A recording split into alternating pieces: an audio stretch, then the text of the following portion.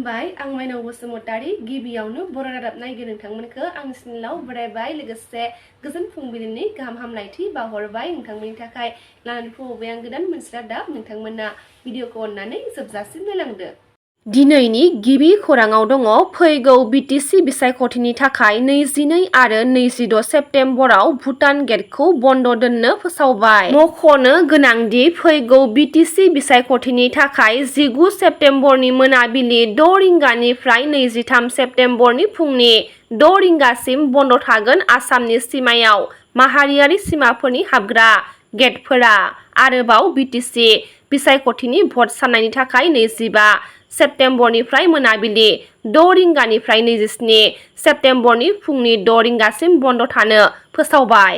बे खेबनिफ्राय भिसिडिसिनि बिसायख'थि खुंगोन आरो भिसिडिसिनि बिसायख'थिखौ जों जानुवारिनि गेजेरावनो खुंगोन होनना फोरमायथिदों गिबि मन्थ्रि बिथां डक्टर हिमन्त बिश्व शर्मा बिथाङा। मख'नो गोनांदि बिजेपि राजखान्थि हान्जाया 20 निबो बांसिन मोनोब्ला हारसिङैनो सोरखार दागोन होनना फोरमायथिदों आरो प्रमद बर' हाग्रामा महिलारि बिथांमोनखौबो लिंहरगोन होनना फोरमायथिदों गिबि मन्थ्रि बिथां डक्टर हिमन्त बिश्व शर्मा बिथाङा।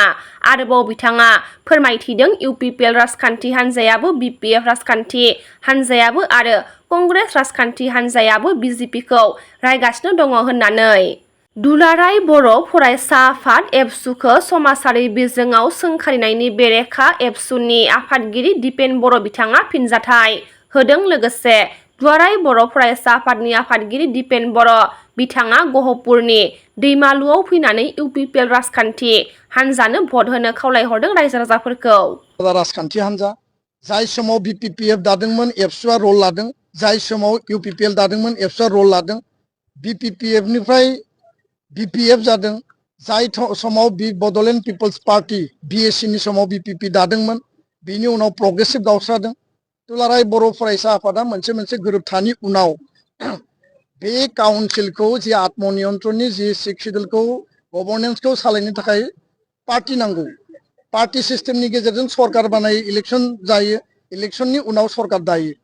दा एबसुआ जिहेतु नन पलिटिकल अर्गेनाइजेशन जातीय छात्र संगठन, जों जिहेतु सरकारबो नङा, जों जिहेतु पार्टीबो नङा, किन्तु जोङो रायजो राजानि सार्थनि थाखाय, जातीय सार्थनि थाखाय आरो जातीय एजेन्डाखौ लांनांगौनि थाखाय, पलिटिकल पेट्रनाइज नांगौनि थाखाय, एकर्ड इमप्लिमेन्टेशननि थाखाय 2005 आव हाग्रामाखौ मदद होदों, 2020 आव प्रमद बर'खौ मदद होदों। एबाराव जोङो बिदों जे आरोबाव एनादार टार्मनि थाखाय माने एकर्ड सिगनेटरिनि जोङो सरकार नांबावगौ। सोरबाया बुंगोन जोंखौ इउपिपिएलआनो एबसु, एबसुआनो इउपिपिएल। बियो मोनसे जास्ट प्रपागान्डा, बियो मोनसे भुवा प्रचार, अपप्रचार। एबसुआ इन्डिपेन्डेन्ट बिसायख'थियाव मालाबा बाहागो लाबोदों, एबसुआ मालाबा जोङो पार्टी दादों, मालाबा सरकार दानो समर्थन होदों। एकमात्र सार्थआ जाबाय जातिनि सार्थ, जातीय सत्ता आरो जातीयताबाद आरो माने इसु आरो एजेन्डानि खाथिराव। आरो जायफोरा दिनै दावराव अमरमोन बिथांमोना बुंदों, आं नाम लानो साना, बिथांमोनाबो सासे संग्रामि दैदेनगिरिमोन मोनसे समाव, किन्तु दिनै हानजायाव दङ, हानजानि थाखाय खोथा बुङो, हानजानि सार्थआवल' बिसोरो उकालति खालायो, हानजानि सार्थआव सोरनिबा डिक्टेसननि थाखाय खोथा बुङो। बिथांमोनानो जोंखौ फोरोंलांदों जे इलेक्शनाव बाहागो लानांगौ जातीय एजेन्डा, जातीय सार्थनि थाखाय। आरो पार्टी दानाय, इलेक्शनाव बाहागो लानायखौ बड'फानि आन्दलन, बिनि उननि आन्दलनाव सोरबा अमर सिंह आरो दावराव देख्रेब मोनानो एबसुआव थानानै बै समाव खामानि मावदोंमोन आरो खामानि मावनानै इलेक्शनाव बिसोरनो बाहागो लादोंमोन। दिनै जोंखौ बिथांमोना आसि थुबा जानाय नङा, जोंथ' बिथांमोननि इयुन जेनेरेसन, किन्तु बिथांमोना जोंनि पायनियारफ्रा जि रलखौ लादों, दिनै जोंखौ जुदि आसि देखायोबा जातीय एजेन्डा, जातीय इस्युखौ सोर फुलफिल खालामगोन? बे खोथाखौ बिसोर सानाबासिनो गावसोरनि इन्टारेस्ट, गावसोरनि सार्थ आरो सेल्फ इन्टारेस्टखौ लानानै जायफ्रा खामानि मावदों बिथांमोना बे खोथाफोरखौ बुङो। आरो हाग्रामा महिलारिनि जि खोथायाव बाथ्रायाव जिफोर दङ, बे मोनसे मुखास्थ' स्ल'गान, बिनि बादै बे जेबो नङा। आरो बे स्ल'गानखौ गोदानै बे बुंनाय बाथ्रा नङा, बे थांनाय 15-20 बोसोराव बेखौनो बुंगासिनो दङ। बेखौ लानानै जोंहा गोसोआव गाज्रिबो मोननाय गैया, बुंनांगौबो गैया। आं नोंथांमोना सोंनायखाय बेखिनि जानो गोनां बिटिसि बिसायख'थियानो हाग्रामा महिलारि बिथांनि जोबथा बिसायख'थि जागोन होनना प्रमद बर' बिथाङा गोख्रों रावजों फोरमायथिदों। হাগ্ৰামা মহিলাৰী ডাঙৰীয়ালৈ মই শুভেচ্ছা জনাইছোঁ। তেখেতৰ এইটো অন্তিম নিৰ্বাচন, ইয়াৰ পিছত আৰু হাগ্ৰামা মহিলাৰী ডাঙৰীয়াক আপোনালোকে নিৰ্বাচনত দেখিবলৈ নাপাব, এইকাৰণে শুভেচ্ছা জনাইছোঁ। 14 नं चिरांदुवार बिटिसि बियाबनि रुनिखातायाव बिरदाव मोसाहारिया खौरांगिरि मेल लादों। बिरदाव मोसाहारिया थांनाय 30 आगस्टआवनो इउपिपिएल ब्लक कमिटि आफादगिरि मासिनिफ्राय रिजाइनेसन लेटार होदों होनना फोरमायथिदों। 14 नं चिरांदुवार बिटिसि बियाबाव इउपिपिएल दोलोनि मावथिफोरा डक्टर सांग्रां ब्रह्म आरो बिरदाव मोसाहारिखौ गाज्रि रावजों सोंखारनायखौ गोख्रों फिनजाथाय होदों बिरदाव मोसाहारिया। थांनाय 30 आगस्ट खालि आङो 14 नं चिरांदुवार ब्लक कमिटि इउपिपिएल नि आफादगिरिनि बिनिनो रिजाइनेसन लेटार आं होखांबाय। आं दिनै नुनो मोनदों जे जोंनि चिरां जिल्ला इउपिपिएल नि गाहाय नेहाथारि महिदुल इस्लाम लोगोसेनो जिल्लानि लेङाइ आफादगिरि लबेन बसुमतारी बिथांमोनहा आंनो 16 सेप्तेम्बर खालि मोनसे एक्सपेल खालामनाय लेटार आं बेखौ मोनदों।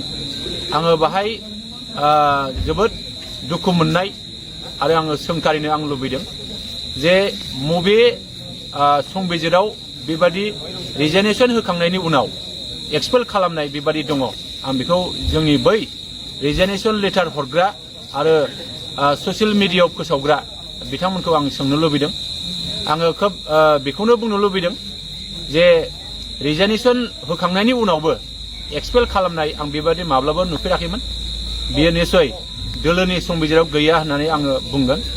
आङो बेखौनो सरजाबनानै आङो जोंनि ब्लकनि दैदेनगिरिफोर जायफोर दङ, प्राइमारिनि जायफोर दैदेनगिरिफोर दङ, दा बे बिथांमोनखौबो आङो दिनैनि नैबे खौरां बिजोंनि गेजेरजों फोसावनो लुबैदों जे आं दिनैहाय नुदों जोंनि जायफ्रा ब्लकनि दैदेनगिरिफोर जानानै दङ, पेरेन्टनि, इउथ्सनि, उइमेन्सनि, जायफ्रा जोंहा प्राइमारिनि जोंनि आफादगिरि गाहाय नेहाथारि आरो दैदेनगिरिफोर जानानै दङ।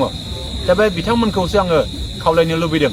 आंनि गोसो गोरबोनिफ्राय बिथांमोनखौ आङो आंनि साननायखौ आं फोरमायनो लुबैदों जे बिथांमोनखौबो दिनैहाय जोंनि जायफ्रा दिनै मावगासिनो दङ बै बिथांमोनहाबो दिनैहाय जायगा गैयि बादि आं दिनैहाय नुनो मोनदों। दिनै जायफ्रा गोदानै फैनाय बै गोदानै फैग्रा मानसिफ्रासो दिनैहाय थाखानाय जोंनि जायफोर दिनै बिबानगिरि दंमोन बे बिबानगिरिफोरनि मासिखौ लानानै सोलिनो नागिरनाय आं बेखिनिखौ नुनो मोनदों। दा बेबादि जायोबा जायफोर दिनैहाय मावगासिनो दङ बै मावबाय थानाय दैदेनगिरिफ्रा निश्चय मासि गैयै जानानै थागोन। बिबानगिरि जानानै दङब्लाबो बिथांमोनहा भेलुलेस जानो थांगासिनो दं नामा, आं बेखौसो दिनै बुंनो नागिरदों। आं आसा खालामगोन, आङो दिनैहाय नुगासिनो दङ बिसायख'थि फोसावनाय समाव जोंनि जायफ्रा दिनै ब्लकनि दैदेनगिरिफोर जानानै दङ इउपिपिएलनि, जायफ्रा दिनै प्राइमारिनि दैदेनगिरिफोर जानानै दङ इउपिपिएलनि, दा बिथांमोनहा गोजामफ्रा उनाव थानानै गोदानफ्रासो सिगाङाव जिरायनानै बेबादि मोनसे केम्पेइन खालामनाय फोसावदिंनायखौ आं नुनो मोनदों। बेखौनो खावलायगोन दिनै बिथांमोनहा बेबादि जुदि जायो इउपिपिएल दोलोनि थाखाय गिदिर मोनसे खहा जागोन आरो इयुनाव जाय बिथांमोनहा दिनै दोलोआव फैनानै दिनै गोहोनि मोनसे बिथांखि लानानै खामानि मावनो नाजादों, गोहोखौ लानानै खामानि मावनो नागिरदों, बिथांमोनहा निश्चय फैबाय थानाय समाव दिनै ब्लकनि दैदेनगिरिब्लाबो बिथांमोनहा ब्लकआव दैदेनगिरि जानानै थानाय नङा। प्राइमारियाव दैदेनगिरि जानानै दंब्लाबो प्राइमारियाव बिथांमोनहा दैदेनगिरि जानानै थानाय नङा आरो गोबां बेबादि बिबानगिरिफ्रा बे बिबाननिफ्राय गोजानाव थानांगोन आं बेखौ नुनो मोनदों। दा बेनिखायनो आं आसा खालामो जाहाथे बै बिबानगिरिफ्रा जाहाथे सांग्रां जानाया मोजां, जाहाथे गोदान बै बिबानगिरिफ्रा फैनानै नोंथांमोननि जाहाथे मासिखौ सेनो हाया, नोंथांमोननि मासिखौ जाहाथे गैयै खालामनो हाया, बिनि थाखाय निश्चय सांग्रां जागोन होननानै आङो बयखौबो जोंनि बिबानगिरिखौ आङो गुरै खावलायगोन।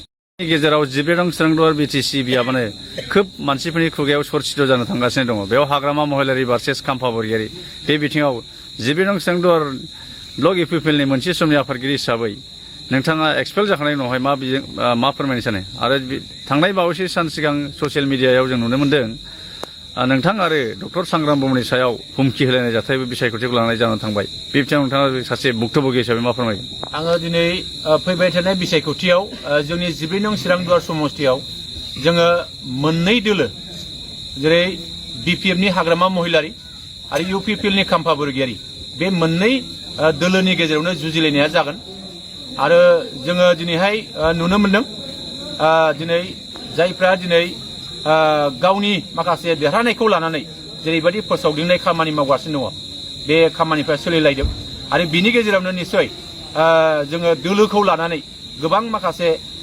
दान्थे बिदिन्थियाबो जायाखै नङा जादों। आङो एक्सपेल जाखांनायनि उनाव आङो रिजाइन होखांनायनि उनाव आंनि सायाव गोबां बेबादि हेरेसमेन्ट होनाय हाराहास्ति होनाय बेखिनिखौ आं नुनो मोनदों। डक्टर संग्राम ब्रह्मखौ लानानै आरो बिरदाव मुसाहारि आंखौ लानानै गोबां बेबादि ससियेल मिडियायाव जोंनि सायाव हुमखि होनाय, गावथारनो नागिरनाय, बुथारनो नागिरनाय बेबादि थासारिखौ आं नुनो मोनदों। आंनि न'आवबो साननैसो दरजो खावहैनाय बेबादि थासारिखौ खालामदों। आंनि लांगोनायाव खिनानै गारबोनाय बेबादि थासारिखौ आं नुनो मोनदों। बेयो खोब दोलोआव जाथावै मोनसे थासारिमोन। बेबादि थासारिखौ जों लुबैयाखैमोन।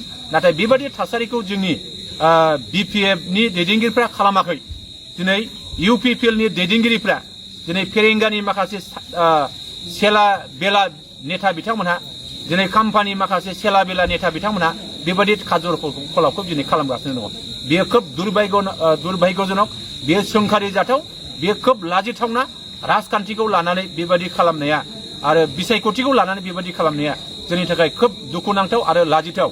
दिनै बिसायख'थिया मोनसे फोरबो बायदि, बे फोरबोखौ फोरबो बायदि मावनानै देरहासार खालामलायनो हानायासो जोबोद जोंनि थाखाय गोनांथार। गणतन्त्रनि बे खान्थिखौ बुजिलायनानै जों जुदि खामानि मावनो हायोबा रायजो राजाया निश्चय गावनि साननाय बादि, गावनि लुबैनाय बादि जोङो भटखौ होनो हागोन आरो फैबाय थानाय समाव मोनसे मोजां सरकार जों मोननो हागोन। आं बेखौ मिजिं खालामो। 14 नं चिरांदुवार बिटिसि बियाबनि रायजो राजाफोरनि फारसे नोंथांनि खावलायनाया मा जागोन? आंनि 14 नं चिरांदुवार समष्टिनि फारसे खावलायनाया बेखौनो खावलायगोन जाहाथे जायफ्रा दिनै जोंनि समाजनि थाखाय गनायजाथाव जायाखै, जायफ्रा दिनै संबिजिरनि फारसे गनायजाथाव मावनो हायाखै, दोलोनि बारगा खामानि मावगासिनो दङ, बै मानसिफोरखौ जोंहा बिजिरनायनि सम जादों। जोंनि बेसेन गोसा भटखौ जाहाथे थिग मानसिनो, जाहाथे इयुनाव बै मानसिफ्रा मोजां खुंथाय लाबोनो हायो, बयनिबो थाखाय मोजां खुंथाय बिथांमोना गायसननो हायो, बे फारसे नोजोर लाखिनानै गाव गावनि बेसेन गोसा भटखौ निश्चय होगोन। आं बेखौ मिजिं खालामो।